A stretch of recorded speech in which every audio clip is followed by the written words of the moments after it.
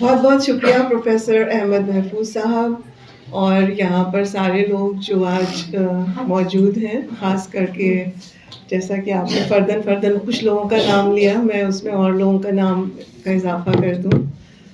چندی گڑھ سے تشریف لائے ہیں گرجیت سنگھ چیمہ صاحب خاص کر کے، اور میرے کس کا میں نام لوں اور کس کا نہ لوں یہ بھی ایک مسئلہ ہے. تو جیسا کہ پروفیسر محفوظ نے بتایا کہ میرا کام غالب پر بہت سالوں سے چل رہا ہے، بلکہ مجھے وہ تاریخ بھی یاد ہے جب میں نے کام شروع کیا 2013 میں، تو تقریباً 11 برس ہو گئے ہیں. اور میں نے جب شروع کیا تھا تو مجھے لگتا تھا کہ آسان سا کام ہوگا مسترد کلام پر، لیکن جب کام کرنا شروع کیا میں نے تو اس میں بہت سارے سوالات میرے سامنے آ گئے اور جن سے میں بہت الجھنے لگی، اور ان کا جواب ڈھونڈنے کی تلاش میں میرے پاس اتنا مواد اکٹھا ہو گیا کہ اس میں ایک کتاب نہیں بلکہ 2 بلکہ 3، مجھے لگتا ہے کہ ابھی میں تیسری والیوم بھی لکھوں گی انشاءاللہ عن غالب. ایک بات میں اور عرض کر دوں کہ کیونکہ میرا کام جو ہے وہ انٹر ڈسپلنری ہے، میں دراصل ہسٹری کی طالب علم ہوں، مجھے ہسٹری میں پی ایچ ڈی میں نے کیا ہے، لیکن آگے چل کر کے میں ہسٹورین آف لٹریچر ہو گئی. اور تو میں ایک انٹر ڈسپلنری زاویے سے چیزوں کو دیکھتی ہوں، اور یہ جو آج کا میرا خطبہ ہے اس میں بھی میں نے جو سوال اٹھائے ہیں وہ interdisciplinary point of view سے ہی اٹھائے ہیں کہ کس طرح سے ہم ایک متن کو الگ الگ زاویوں سے دیکھ سکتے ہیں. اور میں پہلے سے یہ بتا دوں کہ میں تھوڑا بہت انگریزی کا اس میں استعمال کروں گی کیونکہ ہاں بولیں گے ابھی تھوڑا نہیں، تھوڑا زیادہ بھی کر سکتی. اچھا ٹھیک ہے. So I will be speaking flowing from one language to the other, because I myself have become used to delivering lectures in English, and it's easier for me, but also because there are certain اصطلاحات، کچھ technical terminology ہوتی ہے literary اس کی، جس کو کہ اردو میں اگر تبدیل کر دیا جائے تو وہ سمجھ میں نہیں آتی کہ کس چیز کے بارے میں بات ہو رہی ہے. اس کے علاوہ میں یہ کہنا چاہتی ہوں کہ آج جو میں گفتگو کرنے جا رہی ہوں اس میں نے کچھ سوال اٹھائے ہیں جو کہ تھوڑا ہٹ کر کے ہیں، اور میں سمجھتی ہوں کہ میری یہ خوش قسمتی ہے آج کہ الگ الگ شعبوں سے لوگ یہاں آئے ہیں، انگریزی، اردو، پولیٹیکل سائنس، عربی، فارسی، جانے کہاں کہاں سے لوگ آئے ہیں. تو یہ بہت ہی ایک رچ آڈینس ہے for me to be presenting today.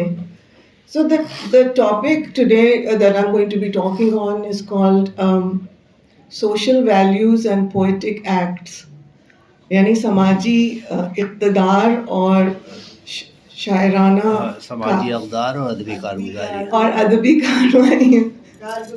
Don't interrupt me. I will find my way. Don't interrupt me.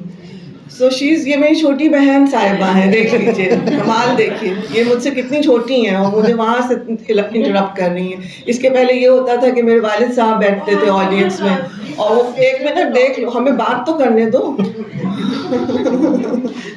پہلے یہ ہوتا تھا کہ وہ آڈینس میں بیٹھتے تھے، میری ایسی ہی حالت خراب رہتی تھی اور پھر وہاں سے بھی وہ اکثر مجھے کریکٹ کر دیتے تھے. تو خیر، I am grateful to everyone. So social values and poetic acts کے تحت میں ایک سوال اٹھا رہی ہوں کہ کسی لٹریری ورک کو کس طرح جج کیا جاتا ہے. اور جیسا کہ آپ لوگ انگریزی ڈپارٹمنٹ اور سارے ڈپارٹمنٹ سے لوگ یہاں موجود ہیں، انہیں یہ معلوم ہوگا کہ ہرمینوٹکس ایک لٹریری ٹول ہے جس سے کہ ہم ریٹن ٹیکسٹ کو، یعنی ٹیکسٹ متن جو لکھی ہوئی چیزیں ہیں ان کو ہم انٹرپریٹ کرتے ہیں، ان کے رولز ہم تعین کرتے ہیں ہرمینوٹکس سے کہ کس طرح سے کسی ریٹن ٹیکسٹ کو ہم جج کر سکیں. تو جب ہمارے پاس رولز ہیں ریٹن ٹیکسٹ کے لیے لیکن ہمارے پاس ہرمینیوٹکس میں اورل ٹیکسٹ کے لیے رولز نہیں ہیں کہ کس طرح سے ہم جو اسپوکن لینگویج کے جو ٹیکسٹ ہیں ان کا ہم تجزیہ کس طرح سے کریں. اور اس سے بڑھ کر کے یہ بات ہے کہ جب ہم ریٹن ٹیکسٹ کا تجزیہ کرتے ہیں تو اس میں کس حد تک اورالٹی کا عنصر شامل ہے. To what extent does orality impact the written word. So this is something that is very, very relevant to my work because I am working on Urdu poetry, which is, I wouldn't say that it's purely an oral text or an oral genre or a spoken word, but we know that Urdu poetry in particular depends on orality in the sense that how it is presented in mushairas and how it is received by the audience, how people listen to it and receive the text. So the question is کہ جب وہ شاعری text میں تبدیل ہو جاتی ہے تو پھر اس کو کس طرح سے اس کا ریسیپشن کیا بدل جاتا ہے اور اگر بدلتا ہے تو کیوں کر بدلتا ہے. اور اس کے علاوہ ان دونوں فارمز میں اسپوکن اور ریٹن کے درمیان کیا ریلیشن شپ ہے. تو اس کے اوپر میں نے کافی دن تک غور کیا کیونکہ میرا کام جو تھا وہ غالب کے مسترد کلام پر تھا اور سوال یہ تھا کہ غالب نے اس کو کیوں مسترد کیا. ٹھیک ہے, تو جیسا کہ ابھی محفوظ صاحب نے بتایا کہ یہ محمد حسن آزاد نے آب حیات میں طرح طرح کی جھوٹ بولے تھے. اس میں سے ایک جھوٹ, بہت بڑا جھوٹ یہ تھا کہ غالب نے وہ اب کچھ لوگوں سے رائے لی اور انہوں نے کہا ارے بھائی تم بہت مشکل لکھتے ہو, اس کو کاٹ دو, ایسا کر دو, ایسا کر دو. لیکن میری جو ریسرچ ہے اس سے یہ ظاہر ہوتا ہے کہ ایسا کچھ نہیں تھا. غالب نے خود بہت باریکی سے اور بہت ہی اسٹرکٹلی, بہت ہی قریبی اور بہت ہی باریکی سے انہوں نے اپنے کلام کو غور سے دیکھا, اس کی نوک پلک درست کی اور پھر اس کے بعد انہوں نے جن اشعار کو سمجھا کہ ان کو ہمیں نہیں شامل کرنا ہے جب ہم پبلش کریں گے تو ان کو انہوں نے نکال دیا. لیکن سوال جو ہے, جو ہمارے پاس جو بڑا سوال اٹھتا ہے وہ یہ ہے کہ جب وہ کتاب چھپ کے آتی ہے تو وہ ٹیکسٹ جو کہ ہم کتاب کے فارم میں ریسیو کرتے ہیں وہ کس طرح سے اس کو ہم کس طرح سے جج کریں گے, اور جو ٹیکسٹ ہم نے سنا ہے مشاعروں میں اس کو ہم کس طرح سے جج کریں گے, اور جب ریٹن ٹیکسٹ کو ہم ادا کریں گے تو اس کو ہم کس طرح سے جج کریں گے. تو یہ ساری چیزیں جو ہیں اس کا مطلب یہ ہے کہ الگ الگ پرسپیکٹیوز ہوتے ہیں. They are different perspectives for judging a text. And so I'll just give you a little bit of a background to it. And the background is کہ آپ لوگ سب واقف ہیں ڈیکنسٹرکشن سے, the theory of deconstruction جو کہ 20th century میں بہت ہی پاپولر تھیوری ہے, لٹریری تھیوری, اور اس میں پال دیمان کا نام بہت ہی آگے آتا ہے. اس کے بعد بارتس اور فوکو, یہ لوگ سب ہیں شامل اس میں, جس میں لٹریری یہ ڈیکنسٹرکشن کا مطلب یہ ہے کہ جو ٹیکسٹ ہے it is purely linguistic. And there is what deconstruction does is that it seeks the relationship between meaning and structure. کہ یہ کوئی بھی پوئٹ, کوئی شاعر, کوئی پوئم ہے تو اس کا اسٹرکچر کیا ہے اور اس اسٹرکچر سے ہم میننگ کس طرح سے اخذ کر سکتے ہیں. اور ظاہر بات ہے یہ ساری چیز لنگوسٹکس اس سے ریوالو کرتی ہے. لیکن مشکل یہ ہے کہ انہوں نے بہت حد تک جو سوشیو لٹریری بیک گراؤنڈ ہے اس ٹیکسٹ کا اس کو انہوں نے بالکل رد کر دیا. اور سوشیو لٹریری بیک گراؤنڈ سے میری مراد یہ نہیں ہے کہ وہ ان کو فلانے سے عشق ہو گیا تھا یا وہ بہت رنجیدہ تھے, ان کی بیوی ان کو نہیں چاہتی تھیں, وہ نماز پڑھتی رہتی تھیں, یا غالب جو تھے وہ آرفن ہو گئے تھے اس لیے انہوں نے بہت رنجیدہ شاعری کی. میری مراد اس سے نہیں ہے. I don't mean those things, those personal events that people might think کہ socio historical سے میرا مطلب یہ, میری مراد یہ ہے. No, by socio historical backgrounds or by socio historical methodology I mean that any text exists in a discourse, and that discourse is created through socio history. So for example, the presentation of a text keeps changing through time. آج کے دور میں ہم لیپ top لے کر کے بیٹھے ہیں, ہم پریزنٹیشن کر رہے ہیں, ہم جہاں بھی جاتے ہیں ہم سے لوگ پوچھتے ہیں آپ کے پاس پاور پوائنٹ ہے کہ نہیں, تو کبھی ہوتا ہے کبھی نہیں بھی ہوتا ہے. تو ظاہر بات ہے جو ہم پریزنٹیشن پاور پوائنٹ سے کریں گے وہ مختلف ہوگا بنسبت اس کے کہ ہم صرف بول کر کے کریں گے اس پریزنٹیشن کو. So there are many more deeper issues in this, and one of the main issues is the performative aspect of a text. And of course Ghazali is here and he will attest to the importance of the performative aspect of a text کیونکہ جب داستانیں جو تھیں وہ oral تھیں, اور جب ان کو نمل کشور نے لکھوا دیا تو وہ اتنی والیومز میں ہمارے پاس جمع ہو گئیں. تو داستان ہم نے یہ سنا ہے کہ وہ 42 والیومز میں, شاید دنیا میں 46 والیوم میں شاید میرے والد صاحب بھی وہ واحد تھے جنہوں نے وہ 46 والیومز پڑھ لی تھی. ادروائز شاید اتنی ضخیم داستان کو کون پڑھے گا.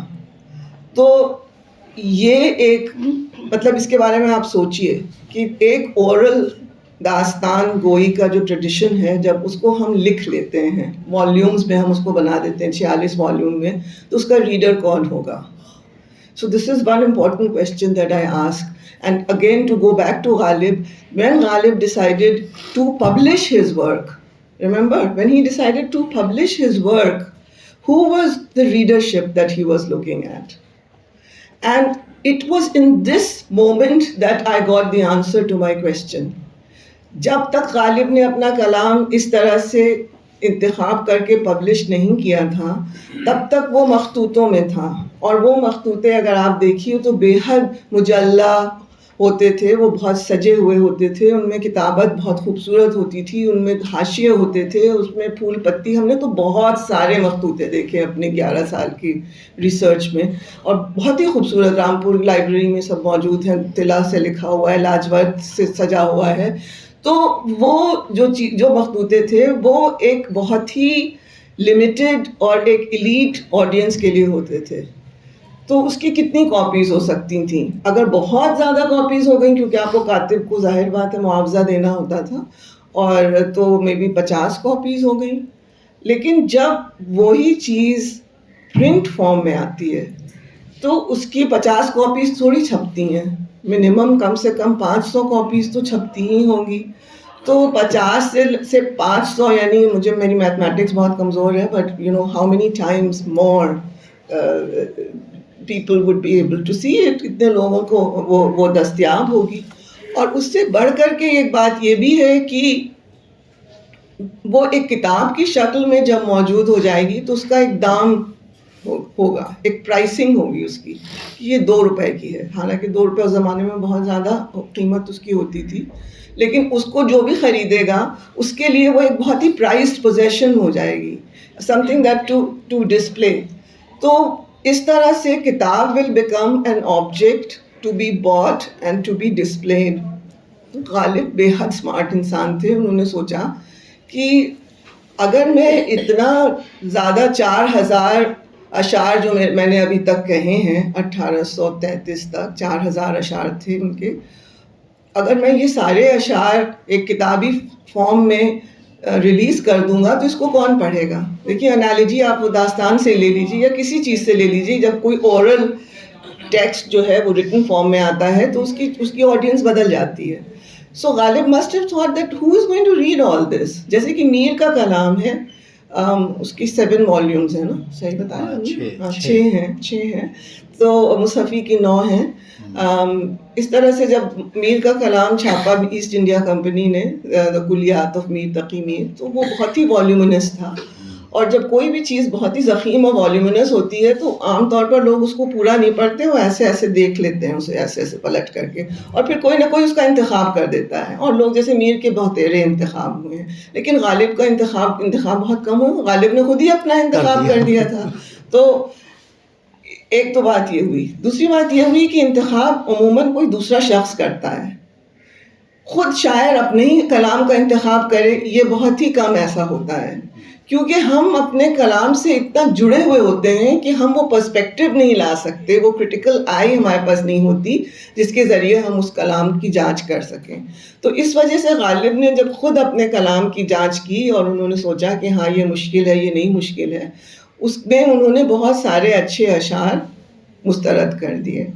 تو اس طرح سے انہوں نے جب کتاب ان کی سامنے آئی تو اس میں 1085 اشعار شامل تھے اور انہوں نے تقریباً 2000 اشعار 2000 سے زیادہ اتنے انہوں نے مسترد کر دیے. تو اب سوال یہ اٹھتا ہے کہ ہم جب اس کو جج کریں گے, جب وہ مسترد کلام سامنے آیا بہت 50 سال بعد غالب کے گزرنے, after 50 years after Ghalib's passing, people had by then, they had forgotten that the Diwan Ghalib that they see is only an intikhab. تو وہ اس کی کہانی ہم نے اپنی فرسٹ بک میں اس کو بیان کیا ہے, Ghalib wilderness at my doorstep. اس میں ہم نے بتایا ہے کہ کس طرح سے وہ بھوپال میں جو لائبریری تھی, حمیدیہ لائبریری, وہاں پر وہ ملا کسی کو اور انہوں نے دیکھا کہ ارے یہ تو دیوان غالب ہے, لیکن اس میں تو بہت سارے ایسے اشعار ہیں جن کو کہ ہم لوگ جانتے ہی نہیں ہیں کہ یہ اس میں شامل تھے. سو یہ ہوا کہ بھائی اب اس کے ساتھ کیا کیا جائے, اس کو پبلش کیا جائے کہ اس کو نہیں کیا جائے. تو ایک بہت بڑا ڈبیٹ شروع ہوا کہ اس کو چھاپا جائے کہ نہیں, کیونکہ جس چیز کو غالب نے خود نہیں پبلش کیا تھا اس کو ہم لوگ کون ہوتے ہیں چھاپنے والے. لیکن پھر آخر میں یہ فیصلہ ہوا کہ نہیں, یہ تو ہسٹری کے لیے یہ ضروری ہے کہ ہم اس کو چھاپ دیں. تو سب سے پہلے اس کو 1921 میں مفتی انوار الحق نے ایڈیشن نکالا, کیونکہ وہ ڈائریکٹر تھے لائبریری کے, اور اس میں انہوں نے کیا کیا کہ جو متداول کلام تھا اور جو غیر متداول کلام تھا, یعنی جو بعد میں ملا, دونوں کو انہوں نے ملا دیا آپس میں. تو اس کو خلط ملط کرنے سے بھی ایک یہ ہو گیا کہ ایک ڈسٹارٹڈ پکچر ہمارے سامنے آ گئی, کیونکہ حالانکہ انہوں نے نشاندہی کر دی تھی اس میں کہ یہ مسترد ہے, یہ متداول ہے, لیکن پھر بھی ایک سارٹ آف گڈمڈ سی ایک چیز سامنے آ گئی. پھر بہت سالوں تک اس پہ کوئی کام نہیں ہوا. اور حیرت کی بات یہ ہے کہ غالب کا جو کلام ہے, جو غالب کا دیوان ہے, اس پہ ہر سال یا ہر دوسرے تیسرے سال ایک کامنٹری چھپتی تھی, نکلتی تھی, لیکن وہ جو کلام انہوں نے رد کر دیا اس کے اوپر کوئی کامنٹری لکھنے کو تیار نہیں تھا. So, as Shelley has said, and I will quote, to imagine what we know, it is equally important to imagine what we have forgotten or what we would have otherwise known. So it is extremely important, as Shelley said, that to imagine what we know, it is equally important to imagine what we have forgotten or otherwise known. Right. Not because there are others who comprehend the best that has been known and thought in the world, but because we can never be certain at any moment what the best might be. یہ تو بہت ہی I would say that it's like a mantra, کیونکہ کسی بھی moment پہ ہمیں یہ نہیں معلوم کہ ہم اس کو کس طرح سے جج کریں گے. تو جیسے شیکسپیئر کا ایگزامپل لے لیجئے, کتنے ایڈیشنز, کتنے کرٹیکل ایڈیشنز آتے ہیں اور آتے جائیں گے, اور کتنے زاویوں سے, کتنے پہلو سے ہم اس کو پڑھیں گے اور جج کریں گے. تو اسی طرح سے کہ غالب کا جو مسترد کلام ہے, ہو سکتا ہے اس زمانے میں لوگوں نے سوچا ہو کہ یہ بہت مشکل ہے یا بہت فارسی زدہ ہے, لیکن آج کے دور میں جب ہمارے پاس ایک کلک سے ہمیں ورڈز کی میننگ پتہ چل جاتی ہے, ایک کلک سے ہم کچھ بھی کر لیتے ہیں, تو ظاہر بات ہے ہمارا ریسیپشن اس کلام کا بدل گیا ہے. تو لٹریری ویلیوز جو ہوتی ہیں وہ بدلتی رہتی ہیں. تو یہ میرا جو آج کا خطبہ ہے یہ اسی پر فوکس ہے میری, کہ کس طرح سے یہ ویلیوز بدلتی رہتی ہیں اور کس طرح سے ہمیں ان چیزوں کو نہیں بھول جانا چاہیے جن سے ہم آج کی چیزوں کو امیجن کرتے ہیں. So it is very difficult to جج Ghalib, I would say, if we don't take into consideration what he did not include. So to have a more holistic picture of Ghalib, we need to have this whole thing in front of us. The other so then تو پھر میں نے یہ سوچا جب اس کے بارے میں, تو مجھے لگا کہ مجھے کچھ کام کرنا چاہیے اس سلسلے میں, اور میں نے غالب کے مسترد کلام کو بہت بار پڑھا اور بہت طرح سے کھنگالا, اور پھر میں نے اس پہ سوچنے کی کوشش کی کہ آخر غالب کا کیا کرائیٹیریا تھا. ایک کرائٹیریا تو میرے سمجھ میں آیا کہ اگر کسی مضمون کو انہوں نے بہت بار ریپیٹ کر دیا تھا تو انہوں نے اس کو ڈراپ کر دیا. ایک یہ تھا کہ انہوں نے جیسا کہ مطلب میں بار بار یہی کہوں گی کہ انہوں نے کسی جلد بازی میں یہ کام نہیں کیا. I want to put across this idea that کوئی بھی چیز انہوں نے جلد بازی میں نہیں کی. انہوں نے بہت ہی غور و فکر کے بعد یہ سلیکشن کیا, کیونکہ انہوں نے اکثر ایسا کیا کہ دو غزلوں میں جو ہم زمین تھیں یا 3 غزلیں تھیں, اس میں سے انہوں نے چھانٹا, جو بہت ہی اچھے اشعار تھے وہ انہوں نے چھانٹ کر کے ایک غزل بنا دی. تو یہ ساری چیزیں انہوں نے کوئی بہت جلد بازی میں تو نہیں کی. اس کے علاوہ مجھے ایک اور چیز سمجھ میں آئی, وہ یہ تھی کہ انہوں نے صرف کاٹا چھانٹا نہیں بلکہ انہوں نے بڑھایا بھی. He added more verses and whenever جب بھی انہوں نے whenever he added another verse, he didn't add it at the top or at the bottom. It was added at a certain point in the غزل, جیسے 3 number پر یا 5ویں number پر. تو مجھے یہ بات تھوڑی سی کھٹکی. میں نے کہا ایسا کیوں ہوا کہ انہوں نے 3 نمبر پہ اس کو لگایا یا 5ویں نمبر پہ اس کو لگایا. تو پھر جب میں نے بعد میں اس باریکی سے اس غزل کو پڑھا تو مجھے لگا کہ there is a certain progression ان غزل, جو کہ بہت لوگ کہتے ہیں کہ ایسی کوئی بات ہی نہیں ہے کہ پروگریشن ہے, آپ کہیں سے کوئی بھی شعر اٹھا لیجئے اور اپنا پڑھنے لگیے اور وہ تو ہو گیا, سب لوگ واہ واہ کر رہے ہیں, تالیاں پیٹ رہے ہیں. کوئی سنگر آیا, اس نے کچھ 3 اکٹھا کر لیے, اس نے 5 لے لیے, انہوں نے سنا دیا, بہت اچھی بات ہے, یہ تو بہت اچھی. That's fine, but that is something that is again proves my point. There are 2 discourses going on. There is the discourse of orality and there is the discourse of the written text. جب ہم اس کو orally present کر رہے ہیں ہم اپنا selection کر رہے ہیں, لیکن جب وہ ریٹن فارم میں ہے تو اس کی ایک سرٹن پروگریشن, اس کی ایک سرٹن کیا کہتے ہیں ایک اچھا سا ہاں اس کی ایک مجھے ایک ہندی کا ورڈ یاد آ رہا ہے, استھرتا. اس کی ایک stability. Sorry, I'm glad I brought some Hindi also. So اس کی ایک stability ہے. Okay, so the printed word, it has a stability, but the oral discourse does not have a stability, and that proves my point. And I want to push it further to say that the performative act creates yet another way of looking at the same text. Because بیگم اختر نے گایا تو فریدہ خانم نے گایا, مہدی حسن نے گایا اسی چیز کو, لیکن ان کے رینڈیشن میں فرق ہے. سمجھ رہے ہیں آپ؟ تیسری بات یہ ہے کہ کسی نے اس کو تحت اللفظ میں پڑھا, اس میں بھی فرق ہے. آپ نے اس کو سنا, آپ کو 1 شعر اچھے لگے, آپ کو یاد ہو گیا, لیکن آپ نے کبھی واپس جا کر کے اس غزل کو ڈھونڈا نہیں, یا ڈھونڈا. کچھ لوگ ایسا بھی کرتے ہیں کہ سنتے ہیں تو ارے میں جا کر کے اس کو ڈھونڈوں, تو پھر آپ نے اس کو ڈھونڈا, تو پھر جب آپ نے پڑھا تو اس کا ریسیپشن جو ہے وہ بدل جاتا ہے. تو ان سب چیزوں کو سامنے رکھتے ہوئے ہم تھوڑا سا اور آگے بڑھتے ہیں, اور پھر ہم اس سوال کو دیکھتے ہیں کہ جب پرنٹنگ, پہلے شروع میں تو پرنٹنگ بہت مہنگی تھی, تو انفیکٹ غالب کو بھی 1833 تک انہوں نے سب اپنا انتخاب کر لیا تھا, جمع کر لیا تھا, لیکن پہلا دیوان ان کا جو ہے وہ 1841 میں چھپا. 8 سال کا وقفہ تھا اس دوران. بلکہ انہوں نے ہمیں ایسے معلوم ہوتا ہے کیونکہ انہوں نے جو اس کا دیباچہ تھا وہ 1833 میں ہی لکھ دیا تھا, اس کی تاریخ مطلب ڈیٹڈ ہے وہ, تو وی نو کہ کب مکمل ہو گیا تھا.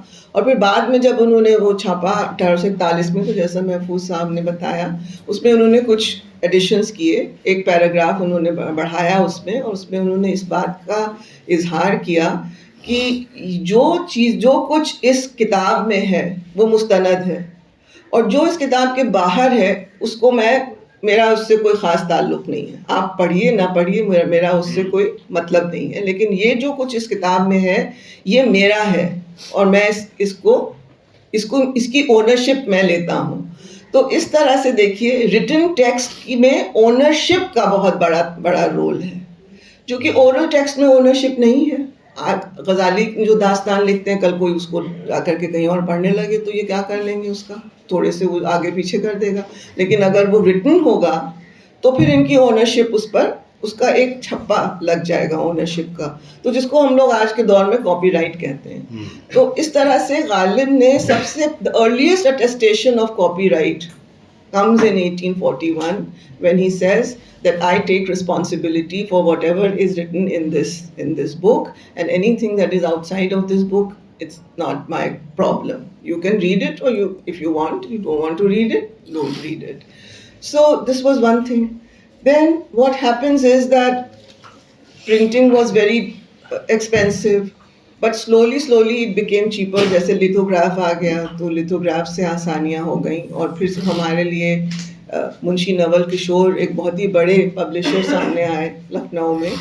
और पहली दफ़ा ऐसा हुआ कि बजाय राइटर खुद जाए और पब्लिशर से दरख्वास्त करे कि प्लीज़ आप मेरा ये छाप दीजिए, या ये खुद वो पैसे इकट्ठा करे और मुआवजा दे पब्लिशर को छापने का, गालिब के साथ ऐसा हुआ कि मुंशी नवल किशोर खुद गालिब के पास आए. वो बाकायदा कोच में बैठ करके फ्रॉम लखनऊ टू दिल्ली वो आए, और उन्होंने गालिब से कहा कि मैं आपकी सारी चीज़ें छापना चाहता हूँ, और एक तरह से गालिब ने उनको कॉपीराइट दे दिया. तो उसके बाद गालिब का दीवान जितने भी एडिशंस बाद में आते गए वो सब मुंशी नवल किशोर प्रेस से ही छपे हैं 1863 के बाद, और बराबर छपते रहे.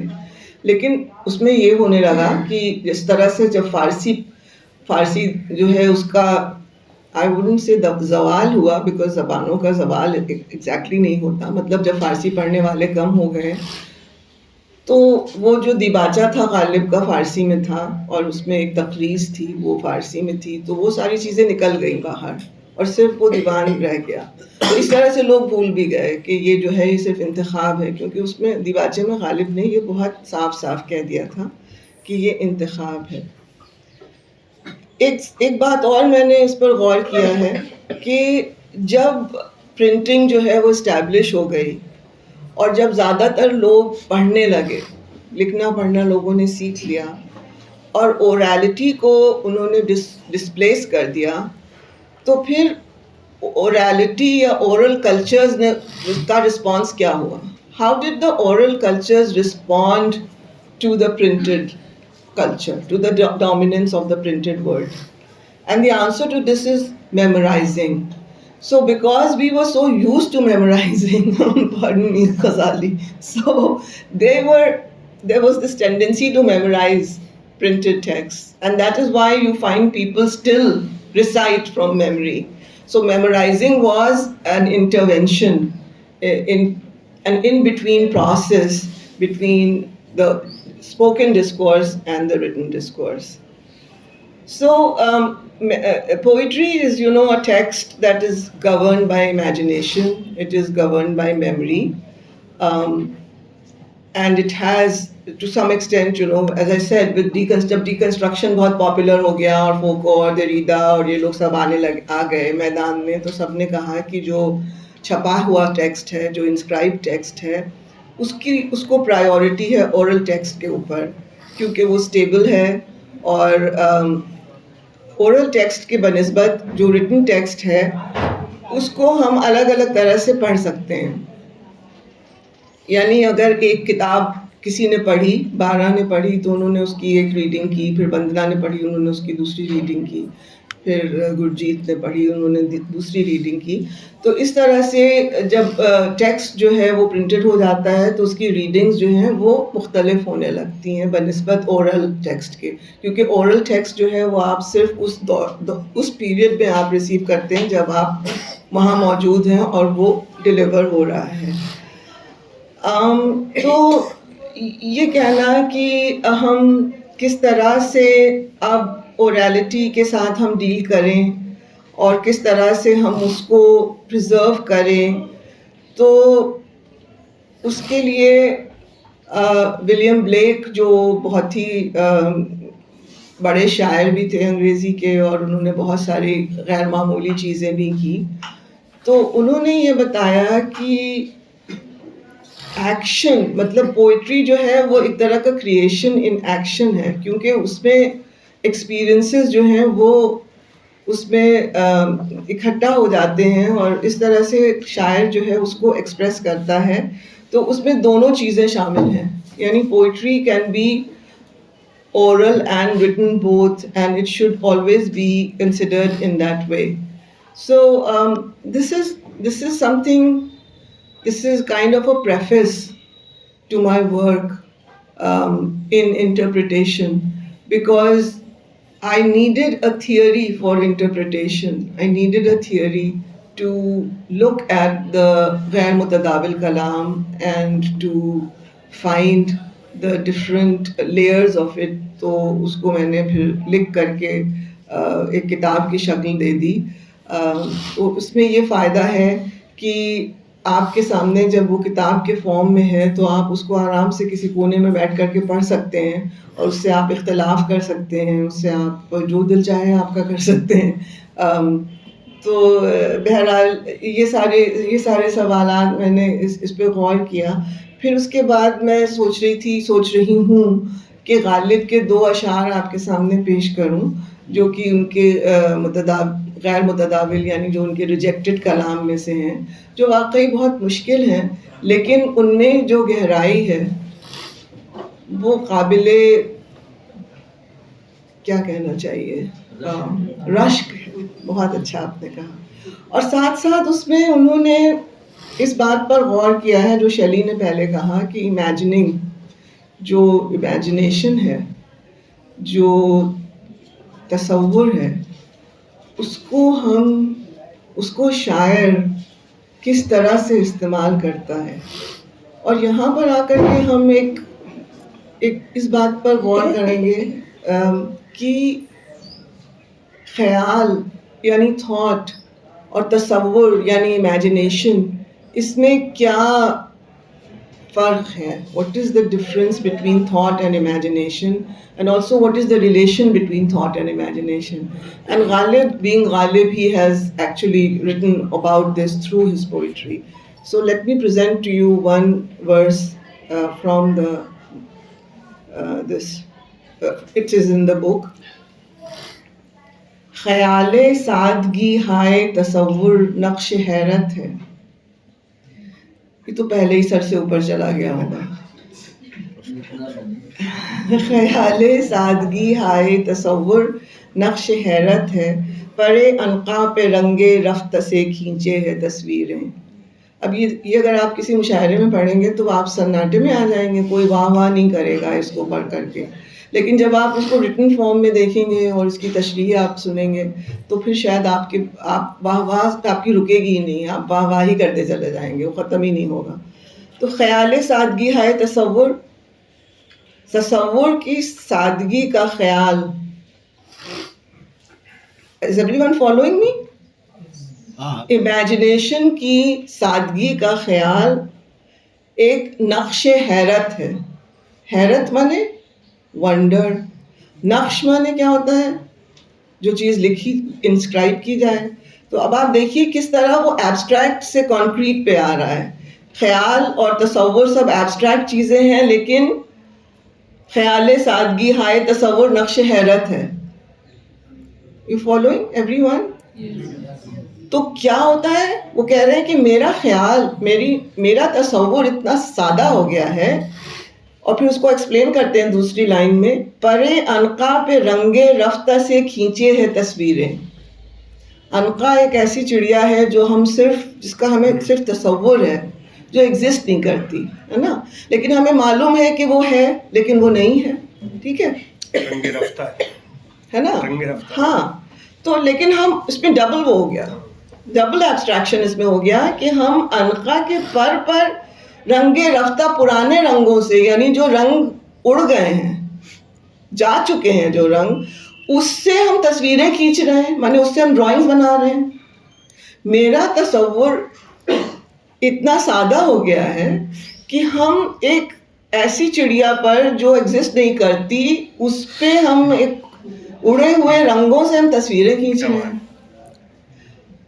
اب بھائی آپ لوگ واہ واہ کہیے.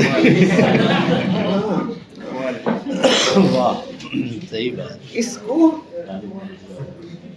اس کو میں نے انگریزی میں اس طرح کیا ہے کہ thought of the plainness of my imaginings is a picture of concern. Thought of the plainness of my imaginings is a picture of concern, like drawing images on the phoenix wings with faded colors.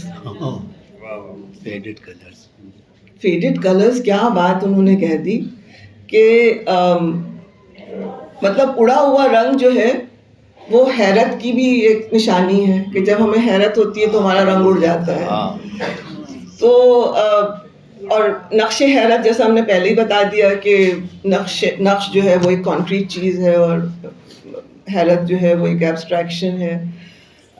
رنگ رفتہ جو ہے وہ faded colours ہیں. اس طرح سے غالب نے یہ بہت ہی جس کو کہتے ہیں ہم مارکے کا شعر کہا ہے لیکن اس کو انہوں نے رد کر دیا. He didn't include it in his دیوان.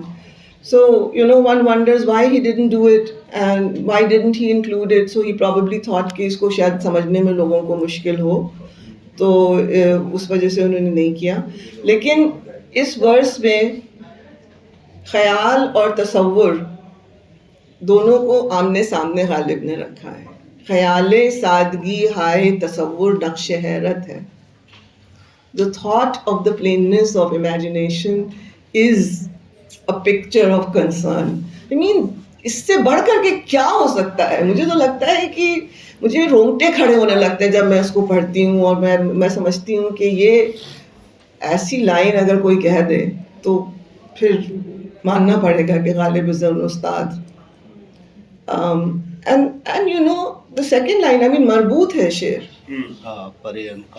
رفتہ سے کھینچی تصویر ہے, کیونکہ وہ جو پہلی لائن میں جو انہوں نے کہا ہے جو پہلے مصرے میں, اس کو انہوں نے دوسرے مصرے میں بالکل اچھی طرح سے سمجھا دیا ہے کہ میرا تصور سادہ اس لیے ہے کیونکہ وہ رنگ رفتہ سے ایک ایسی چڑیا کے پر پہ تصویر کھینچ رہا ہے جو ایگزسٹ ہی نہیں کرتی.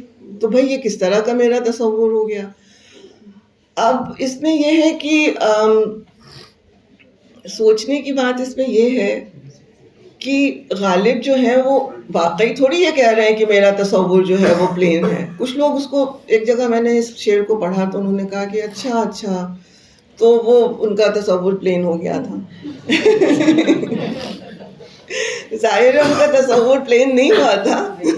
یہ تو ایک کنسیٹ ہے, کیونکہ ہاں, کیونکہ اگر کسی کا تصور پلین ہوگا تو ایسا شعر کیسے کہے گا؟ وہ کہہ ہی نہیں سکتا, اس طرح کی باتیں ہی نہیں وہ کر سکتا. اب ایک اور شعر سنیے, یہ بھی مسترد ہے. وحشت کہاں کہ بے خودی انشا کرے کوئی. میرے خیال سے یہ پارٹلی سمجھ میں آ جاتا ہے کیونکہ وحشت سے ہم لوگ سبھی لوگ واقف ہیں. خاص طور سے میں, مجھے تو ہر وقت وحشت ہوتی رہتی ہے, بار میں سمجھاتی رہتی ہوں پلیز کام ڈاؤن. تو جیسا کہ ابھی بھی وہ مجھے کہہ رہی تھی, تو اس کا مطلب یہ تو نہیں ہے کہ میں وحشی ہوں, لیکن وحشت کا مطلب یہ ہے کہ ایجیٹیشن.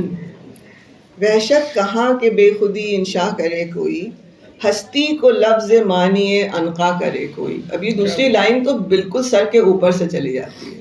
اس کو سمجھنے کے لیے پھر ریٹن ورڈ ہمارے سامنے ہونا چاہیے, کیونکہ ہم آپ کو 10 بار بھی پڑھ کر کے بتا دیں گے لیکن پھر بھی آپ کی سمجھ میں دوسرا مصرع نہیں آنے والا ہے, کیونکہ اس میں بڑا ہی ایک ایبسٹریکشن ہے. وحشت کہاں کہ بے خودی انشا کرے کوئی. تو پہلی بات تو یہ ہے کہ بے خودی یعنی to lose the consciousness of the self, بے خودی. تو اس بے خودی کی اسٹیٹ میں جانے کے لیے ہمیں وحشت چاہیے, لیکن وہ وحشت کہاں ہے جس کے ذریعے ہم بے خودی انشا کریں. There isn't enough madness in me to enter upon the state of senselessness. ہستی کو لفظ معنی عنقا کرے کوئی. یہ بہت ہی مشکل مصرع تھا اور یہ میرے بالکل نہیں سمجھ میں آ رہا تھا. پھر میرے والد نے مجھے اس کو بٹھا کر کے سمجھایا, کئی دفعہ سمجھایا, تب میرے سمجھ میں آیا کہ ہستی یعنی ایگزسٹنس کو لفظ معنی عنقا کرے کوئی, یعنی ہستی کو ہم جب عنقا کے برابر لے آئیں, اور عنقا نان ایگزسٹنٹ ہے, دیٹ مینس ہستی از نان ایگزسٹنٹ, رائٹ. تو وہ اسٹیٹ تک پہنچنے کے لیے کہ جب ہم یہ سمجھ لیں کہ ہستی نان ایگزسٹنٹ ہے, اس کے لیے وحشت چاہیے. لیکن وہ وحشت کہاں ہے؟ ویئر از دیٹ وحشت؟ وحشت کہاں کہ بے خودی انشا کرے کوئی, ہستی کو لفظ معنی عنقا کرے کوئی. تو اس میں بہت ساری چیزیں ہیں. ایک تو سب سے بڑی بات یہ ہے کہ لفظ معنی انقا، مطلب ہم ایسا کوئی لفظ ایجاد کریں جس کی میننگ انقا ہو، ہے نا، یہی بالکل ہے نا، تبھی تو ہم اس کو سمجھ پائیں گے. تو پھر یہ سمجھ میں آیا کہ اکثر چیزیں جو ہوتی ہیں، آبجیکٹس جو ہوتے ہیں، وہ آبجیکٹس نہیں ہوتے، وہ صرف آئیڈیاز ہوتے ہیں. اور کوئی ضروری نہیں ہے کہ ایک ہی لفظ اس آئیڈیا کے لیے ہو. مثلاً جیسے سیب ہے، اس کو تفاح بھی کہتے ہیں، اس کو ایپل بھی کہتے ہیں، اس کو سب کچھ کہتے ہیں، الگ الگ اس کے نام ہوتے ہیں. تو جب ایک آبجیکٹ کے لیے اتنے طرح طرح کے نام ہیں تو اس کا مطلب یہ ہے کہ سیب جو ہے وہ اٹس این آئیڈیا کہ وہ ایک پھل ہوتا ہے، وہ ایسا ہوتا ہے. لیکن انقا کیونکہ ہمیں معلوم ہے، اس میں سب سے خوبصورتی اس بات کی ہے کہ ہمیں معلوم ہے کہ انقا نہیں ایگزسٹ کرتا، لیکن پھر بھی ہمیں معلوم ہے کہ انقا ایک چڑیا ہے جو فینکس ہے، جو بہت ہی کلرفل ہے، اور وہ جو آگ کھاتی ہے اور وہ ایشز میں سے نکلتی ہے اور یہ سب اس کے ساتھ ہوتا ہے. تو کہنے کی مراد یہ ہے میری کہ ان دو اشعار میں بہت سے اور بھی کوٹ کر سکتی ہوں آپ کے لیے، کہ جب غالب نے ان سب کو مسترد کر دیا، اس کی وجہ ڈھونڈنا بہت مشکل ہے. اس کا جواب صرف یہ ہو سکتا ہے کہ یہ اشعار اوریلٹی میں جمتے نہیں ہیں. جب ہم انہیں سناتے ہیں مشاعرے میں، یا جب ہم انہیں کوئی بھی ہم نے ریسائٹ کیا، تو it doesn't trigger that instant response of understanding that is required in an oral performance. So it does make sense when you read it and you can look up the words, or you can take other ways of trying to understand. So there is a difference between a spoken discourse and a written discourse. But when we judge literature, when we judge poetry, we have to go into the space in between. ان دونوں کے درمیان جو جگہ ہے اور جو ان دونوں میں آپس میں جو رشتہ ہے، اسے ہمیں کبھی بھولنا نہیں چاہیے. تو اس سے میری مراد یہی ہے کہ جو بھی ٹیکسٹ ہے وہ سوسیو ہسٹری میں ایمبیڈڈ ہے، اور اس کا ایگزامپل غالب ہیں، اس لیے کہ انہوں نے اتنا جو مسترد کر دیا.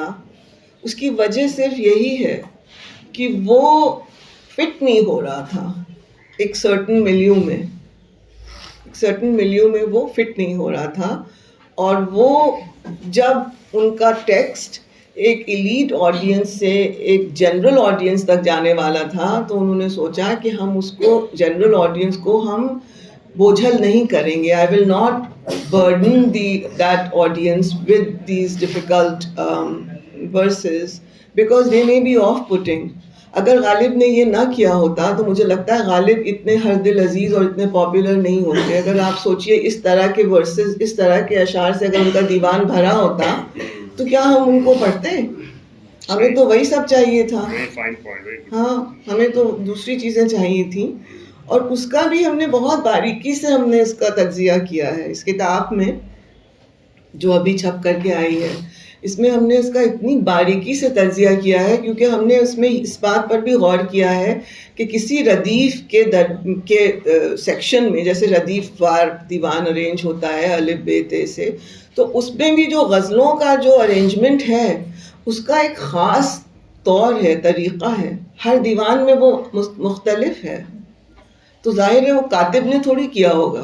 کاتب کی اتنی ہمت کہاں ہے کہ وہ سب شفل کر دے. وہ تو خود غالب نے ڈٹرمن کیا کہ ایک آسان غزل کے بعد ایک مشکل، ایک رومانٹک غزل کے بعد ایک تھوڑی سی ویسی.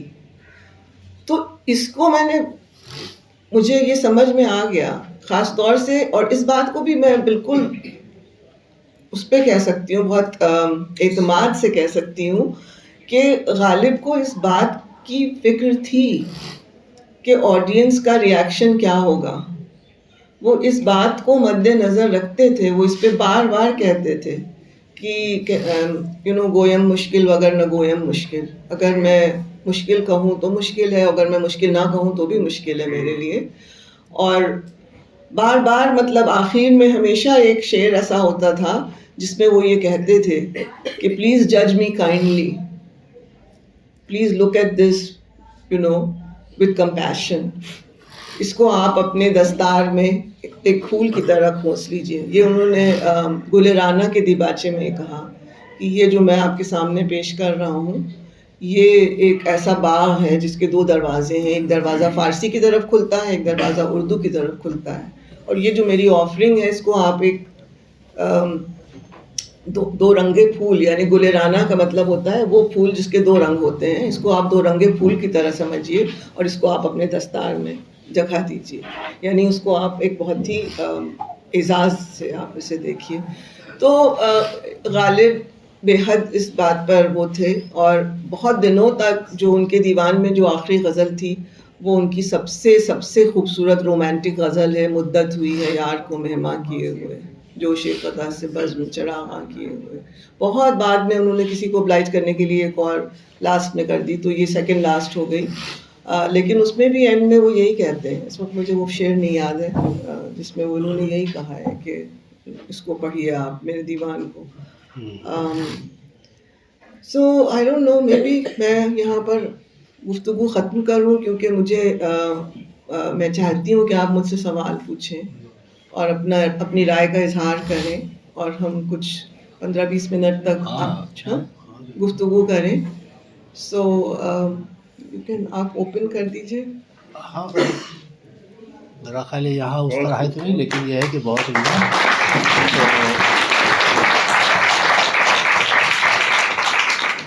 جیسا کہ میرے صاحبہ خود ہی فرما رہی ہے کہ یہ آپ لوگوں کے لیے صلاح عام ہے، تو اگر کچھ سوال یا کچھ اس طرح کی باتیں آ جائیں تو شاید کچھ اور پوائنٹس آ جائیں گے سامنے. ہاں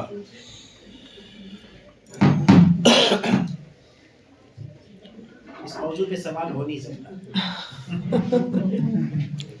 کامنٹس؟ ہاں کچھ اور کیا.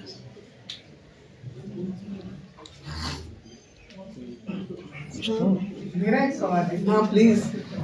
میرا سوال یہ ہے کہ جس طرح غالب اردو میں انگلش میں ٹرانسلیشن کر دیا تو at least we will read it now.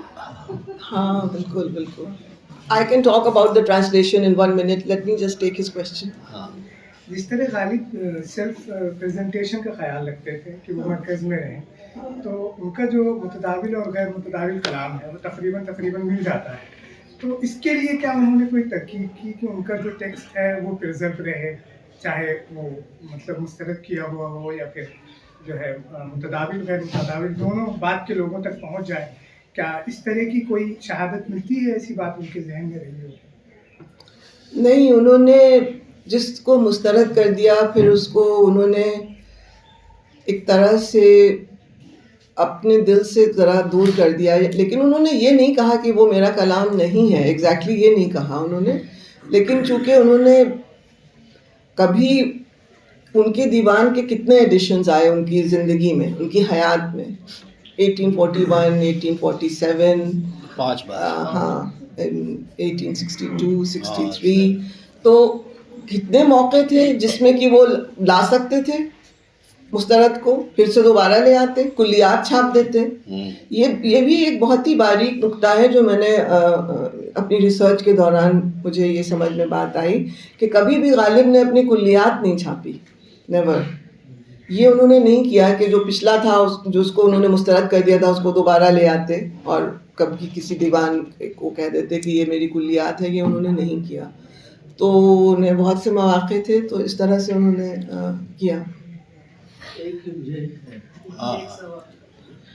آپ ماڈریٹ کریے نا جو پہلے کے. ٹھیک ہے. ہاں یہ ریسرچ اسکالر ہے ہمارے یہاں. ہاں آپ اپنا نام بتائیے. اور میرا نام محمد ناظم ہے اور میں ڈاکٹر مقیم صاحب کی نگرانی میں ریسرچ کرتا ہوں. ہاں میرا یہ سوال تھا، یہ بہت ہی قابل ستائش کام ہے جو غیر متداول کلام پر آپ نے ریسرچ کی ہے. تو میں ابھی پروفیسر علی احمد سرور کے بارے میں نے پڑھا تھا کہ انہوں نے بھی جیسے غیر متداول کلام کا مطالعہ کیا. جی جی.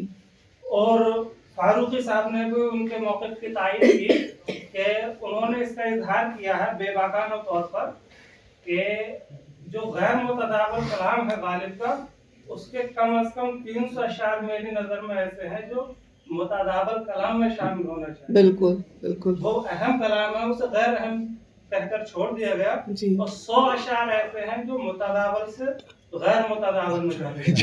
ہاں بالکل بالکل, بہت اچھا کہا آپ نے, ویری نائس. یس یس. تو آپ نے میڈم ماشاء اللہ ایک استقامت کے ساتھ 11 سال تک ریسرچ کی, تو آپ کا بھی کوئی نظریہ اس تعلق سے ہے یا نہیں کہ کتنا کلام ایسا ہونا چاہیے جو اہم ہے یا کتنا؟ ہاں یہ بہت اچھا تھا.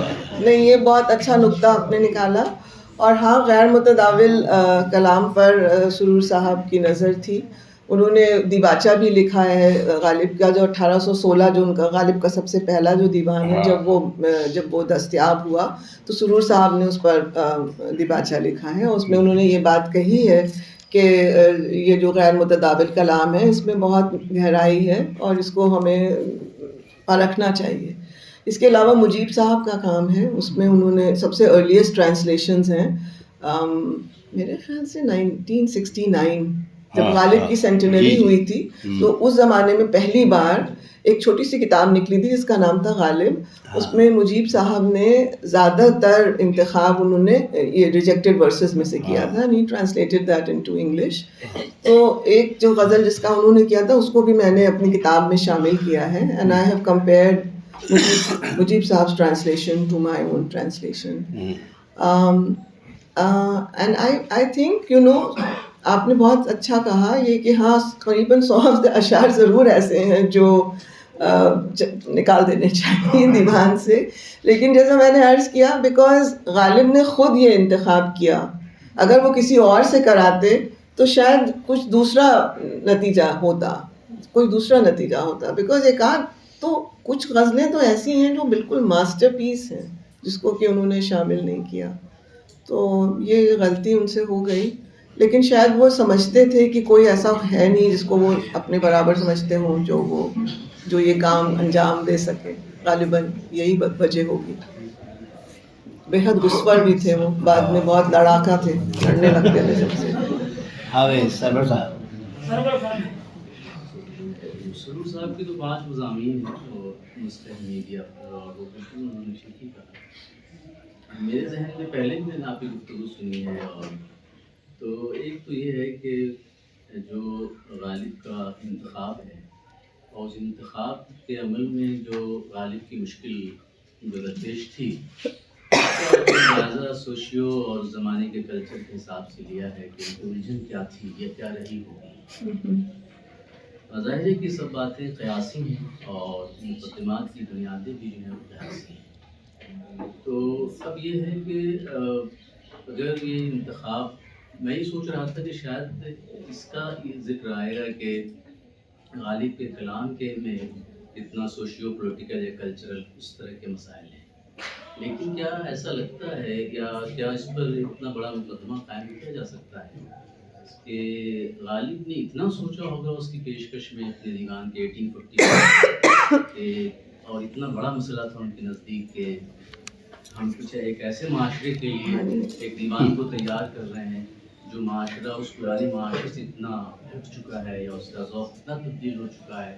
ظاہر ہے کچھ جو لوگ اس زمانے میں بھی غالب کے معاصرین میں تھے سب بڑے لوگ تھے.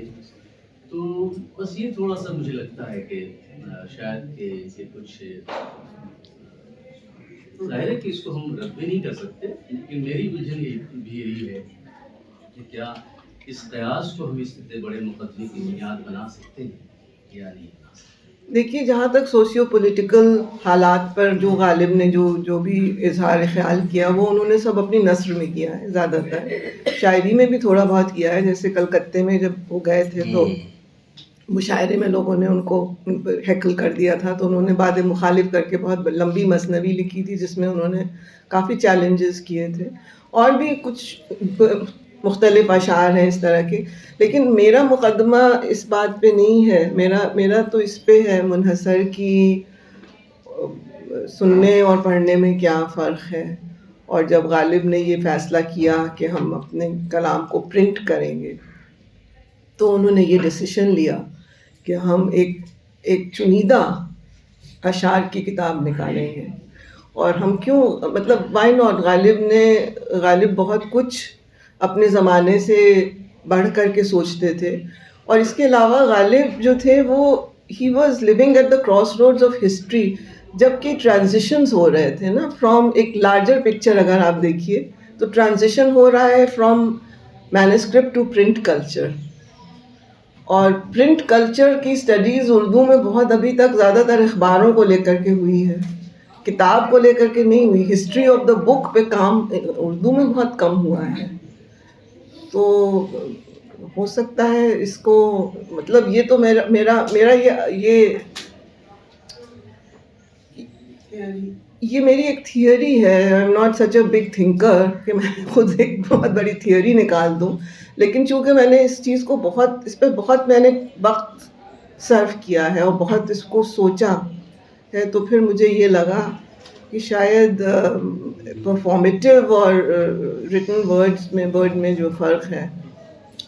میرا ان کے سوال سے جڑا ہوا سوال ہے میرا تھوڑا سا، کہ غالب کے جو اور ہم عصر جو خیال بند شاعر تھے یا اور شاعر تھے جو ایبسٹریکٹ یا مشکل شعر کہہ رہے تھے، خیال بند شاعر تھے جن میں بھی بولنے اور پڑھنے میں فرق رہا ہوگا، تو ان لوگوں میں سے جو غالب کے ہم عصر تھے اور اس طرح کی شاعری کر رہے تھے، ان لوگوں نے کیا اپنے کلام کے انتخاب میں اسی طرح کی اسٹرکٹنس دکھائی تھی جو غالب نے دکھائی تھی، یا اس وقت کسی کا کلام چھپا نہیں تھا، یا یہ جو خیال تھا کہ پڑھنے اور سننے میں یقیناً فرق ہے اس طرح سے ادب شعروں کا یا ادب مضامین کا، وہ پریشانی ان کے اور ہم عصر خیال بند شاعر کو بھی درپیش تھی کیا؟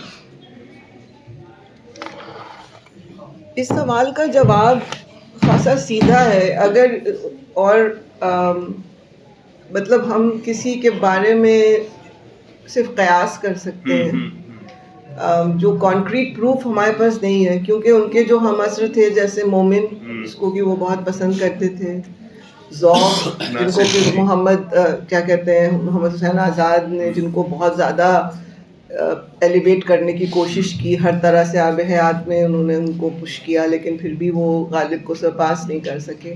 تو اس کی وجہ سے مجھے یہی نظر آئی کہ غالب نے پرنٹ کلچر کو بہت جوش سے ایمبریس کیا. جو کہ کا کلام چھپا تھا، مومن کا، ناسخ کا؟ نو، پوسٹیومسلی سب بعد میں سب چھپا. میر کا بھی انفیکٹ فوراً ہی ان کے مرنے کے بعد چھپا تھا، فرام فورٹ ولیم 1810 میں. ہاں 1811 میں. تو یہ وجہ تھی. The only person whom I know is شاہ حاتم، جنہوں نے اپنے کاٹ چھانٹ کر کے دیوان زیادہ، بٹ ان کا ایجنڈا کچھ اور تھا، ان کا ایجنڈا یہ نہیں تھا.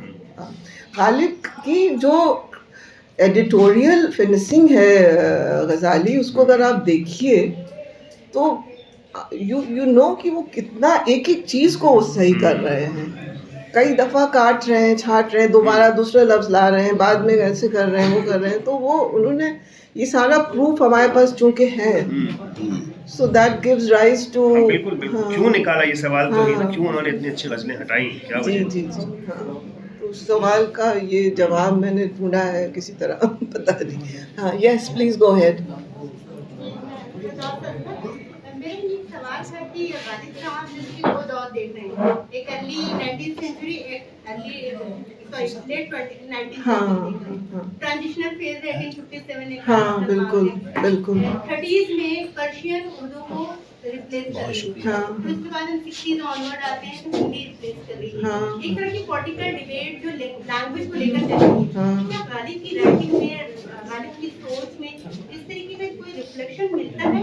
کیونکہ وہ کلاسک لینگویج سے پھر لیتھوگرافک پرنٹ آ رہی ہے، اردو آ رہی ہے، اردو کو اور آسان کرنے کے لیے، ماس لیول تک پہنچانے کے لیے، پاپولیرٹی کو، کیا وہ اپنے اندر وہ چینج لا رہے ہیں؟ ہاں بالکل. غالب جو ہیں وہ جب یہ فارسی اور اردو کے درمیان جب یہ ہوتا ہے کہ فارسی کو ہٹا دیا جاتا ہے ایز دا آفیشیل لینگویج اور اردو سامنے آتی ہے، تو غالب سوچتے ہیں کہ یہ موقع ہے میرے لیے کہ میں سب سے بڑا فارسی داں بن جاؤں. اور اسی سلسلے میں وہ ڈکشنری لکھتے ہیں نا، برہان قاطع کا قاطع برہان. اور اس کے علاوہ بھی وہ اور لوگوں سے بہت بھڑ جاتے ہیں، بہت زیادہ पैम्फलेट बाजी होती है जिसमें कि, तो उनका मतलब वो ये चाहते थे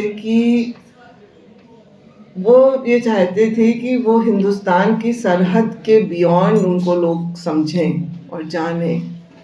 तो फ़ारसी को उन्होंने ऐसा मीडियम समझा जिसके ज़रिए वो दूर दराज जगहों, जिस तरह से इकबाल ने फ़ारसी का इंतखाब किया, उसी तरह गालिब ने भी किया. तो वो फ़ारसी की अहमियत समझते थे. लेकिन अब ये एक आयरनी है कि उर्दू में वो ज़्यादा कामयाब हुए.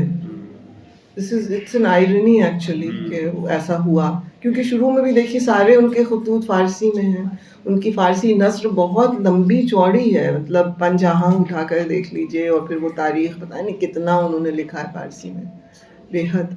तो I think it's a good question. हाँ, लास्ट क्वेश्चन. जी, अपना नाम बता दीजिए. My name is Rahul Khandelwal and I am a research scholar in the history department. Yeah. As you have mentioned in the very beginning that you did your PhD in history and later on you became historian of literature. And one point that you had mentioned initially that आपने जो गालिब को study किया है, आपने उसको socio historical background में मद्देनजर रखते हुए उसको स्टडी किया.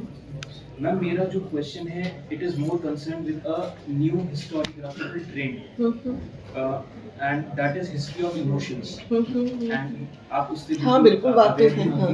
ये 20th सेंचुरी में लूशियन फेब्रे एंड पीटर गेन इसको शुरू किया था. इसमें इंडिया में हाल फिलहाल में अभी इस पर थोड़ा बहुत काम होना शुरू हुआ. जी.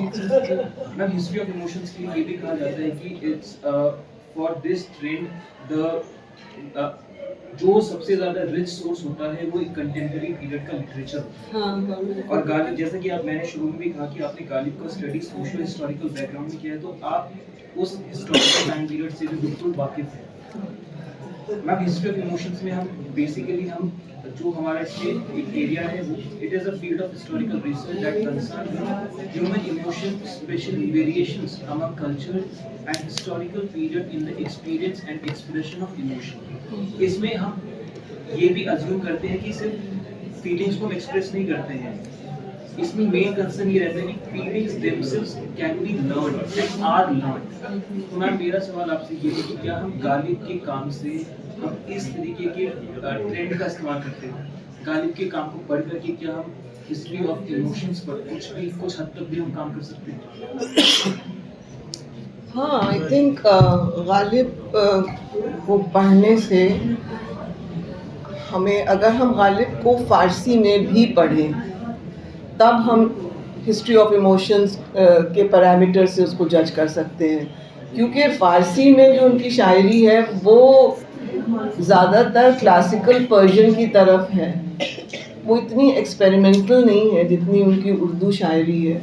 तो ये पहला सवाल हम उठाएंगे कि जब एक ही इंसान दोनों लैंग्वेजेस में लिख रहा है तो एक में वो इतना वैसा क्यों लिख रहा है, डायरेक्ट क्यों है, और दूसरे में वो इतना ज़्यादा पेचीदा क्यों है. एक तो पहली बात ये है. दूसरी बात ये है कि गालिब को ये मतलब गालिब जो थे वो ये जाहिर है बाद में अपनी 1857 के बाद उन्हें ये एहसास था कि वो अपने दौर के बहुत बड़े शायर हैं. और इन सब चीज़ों का प्रूफ हमें इस तरह से मिलता है कि गालिब के सबसे ज़्यादा शागिर्द थे. और उनके आप देखिए गालिब की जो चुटकुले और इस तरह के जो लतीफ़े भी इकट्ठा हुए हैं, उनको जो लोग उनको सुनते थे वो रिकॉर्ड करते थे. और उनके जो हाली जो कि ख़ुद बहुत बड़े शायर थे और क्रिटिक भी थे, उन्होंने किताब लिखी यादगार गालिब. वो किताब जो है वो बहुत ही अहम है गालिब के इमोशनल स्टडी करने के लिए, क्योंकि गालिब से हाली कई दफ़ा मिले और उन्होंने उनसे इंटरेक्शंस किए और फिर उन्होंने ये एक बहुत ही मेजर किताब लिखी. I would urge you to read that book, यादगार Ghalib. I think there's a lot of scope to study Ghalib from the emotional angle. बस मेरा ख्याल है. I think we can. अच्छा. Okay. Last question. हाँ, last. एक सबसे पहली बात तो ये कि बहुत ही और माइक आप भी करेंगे शिक्षक था जो हमने पढ़ा और हमने उससे इस्तेफादा किया और हमारा तो हम लोग में पढ़ा है, उर्दू में पढ़ा है, हमने काफ़ी भी बहुत कम पढ़ी है। हमारा सवाल थोड़ा सा उससे हट करके है और वो ये है कि हम ये उर्दू ज़बान से ताल्लुक़ की वजह से और गालिब से ताल्लुक़ की वजह से हम ये जानना चाहेंगे कि गालिब की पॉपुलैरिटी और उसकी रीच जो है कहाँ तक पहुँची है। यानी हम ये जानना चाहेंगे कि आपने काम किया है यूरोप की दुनिया में और अंग्रेजी ज़बान में, कहाँ तक पहुँचा है गालिब का कलाम और कितने लोगों ने उस पर रिस्पॉन्स दिया है और गालिब पर किताबें लिखी हैं यूरोप की दुनिया से। ये इसलिए कि अगर हमारा ताल्लुक थोड़ा सा अरबी ज़बान से है, अरबी ज़बान का मैं ताल्लुक ले रहा हूँ, तो इक़बाल के बारे में तो मुझे मालूम है, मैंने पढ़ा है कि अरब की दुनिया में जो उर्दू नहीं जानते और फारसी भी नहीं जानते, 50 से ज़्यादा किताबें इक़बाल पर आती हैं और 200 से ज़्यादा मज़ामीन इक़बाल पर लिखे जा चुके हैं। ये इक़बाल की रीच है, हम सब लोग की लिखी बात है। हमें बहुत खुशी होगी अगर हमें ये मालूम हो जाए कि गालिब पर कितना काम यूरोप की दुनिया में और ख़ास तौर से अंग्रेजी ज़बान है। देखिए, गालिब का एक दीवान बर्लिन से शाया हुआ था आई थिंक 1945 में, और इसके अलावा गालिबियात पे बहुत काम हुआ है वेस्ट में, ख़ास तौर से अमेरिका में और जर्मनी में।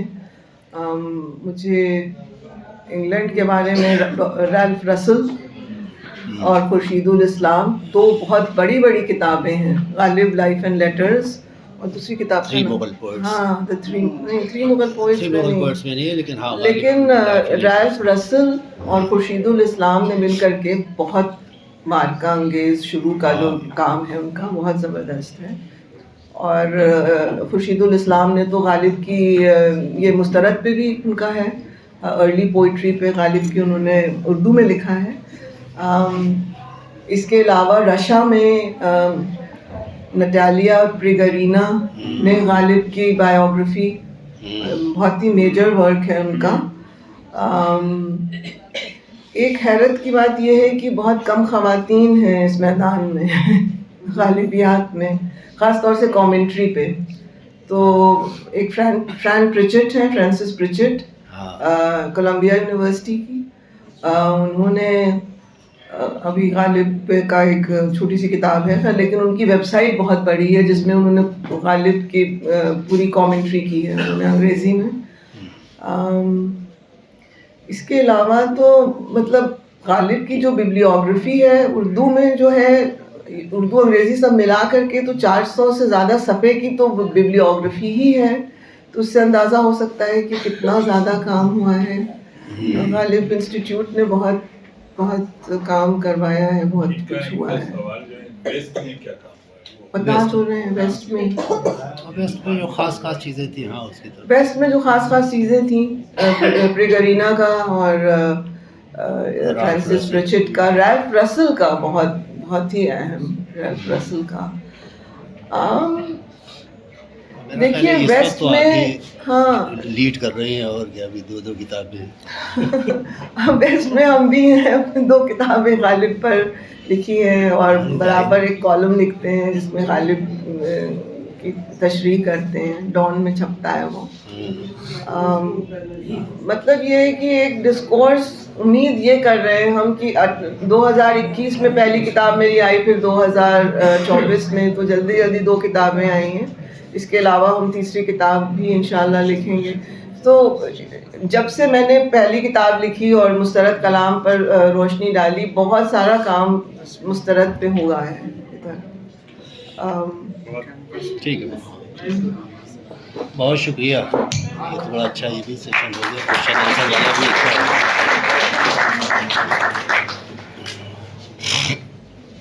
किताब बाहर शेड है, हाँ, अवेलेबल है। ठीक है, अब आप عظیم کچھ کہنا ہے؟ بہت شکریہ میم، ایک پرمغز تقریر کے لیے اور ایک اچھوتے اور انوکھے نقطۂ نظر سے اس پر روشنی ڈالنے کے لیے.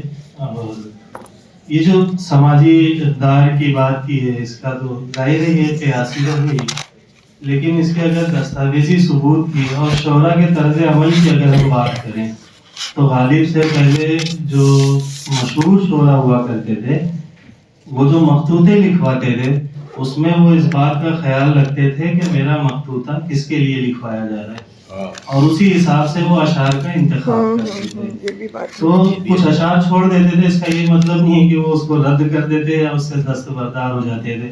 بعد میں پھر وہ مخطوطہ لکھواتے تھے تو پتہ چل رہا ہے کہ جو چھوڑ دیا تھا وہی دوبارہ پھر شامل کیا ہے.